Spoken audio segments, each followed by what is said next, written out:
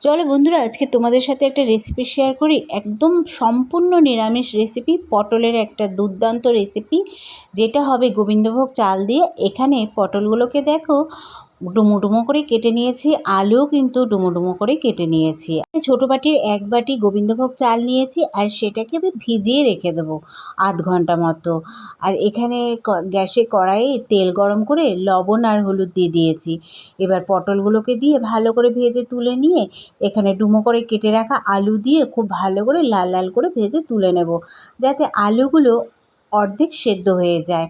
এবার ওই তেলে আরও কিছুটা তেল অ্যাড করে দিয়ে দেখো কিছু চিনেবাদামও ভেজে তুলে নিচ্ছি।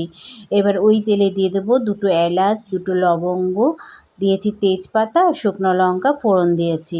এবার ফোড়ন থেকে একটা মিষ্টি গন্ধ বেরিয়ে আসলে এখানে আদা আর কাঁচা লঙ্কা বাটা দিয়ে দিলাম, দিয়ে খুব ভালো করে কষিয়ে নিতে হবে।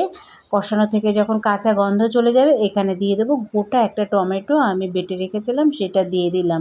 আর এখানে কিছু গুঁড়ো মশলাও অ্যাড করে দিলাম, জিরের গুঁড়ো, ধনের গুঁড়ো, কাশ্মীরি লঙ্কার গুঁড়ো, স্বাদ মতো লবণ আর হলুদ গুঁড়ো দিয়ে খুব ভালো করে কষিয়ে নিলাম সামান্য জল দিয়ে। এবার খুব ভালো করে কষানো হয়ে গেলে এখানে ভেজে রাখা আলু দিয়ে একটু নাড়িয়ে চাড়িয়ে দেখো গোবিন্দভোগ চাল ভিজিয়ে রেখেছিলাম সেটা দিয়ে খুব ভালো করে কষিয়ে নেব। দেখো খুব ভালো করে কষানো হয়ে গেলে এখানে দিয়ে দেব সামান্য জল। তোমরা কিন্তু চালের পরিমাণ বুঝে জলটা দেবে। আমি এখানে 1 বাটি জল নিয়েছিলাম, তাই 1 বাটির থেকে একটু বেশি জল ইউজ করেছি। এখানে ঝোল ফুটে উঠলে আমি পটলগুলোকে দিয়ে দেবো, ভেজে রাখা পটলগুলো দিয়ে দেবো।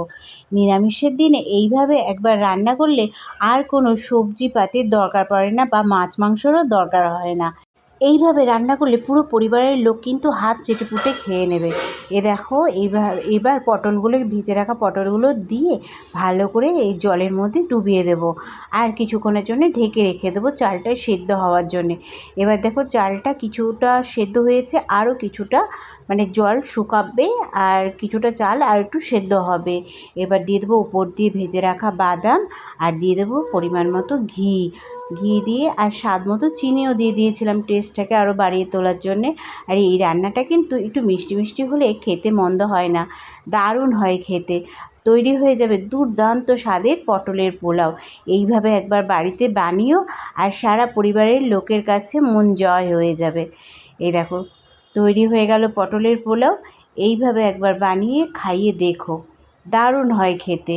আর ভিডিও ভালো লাগলে চ্যানেলটিকে সাবস্ক্রাইব করে দিও, লাইক কমেন্ট করতে ভুলো না কিন্তু।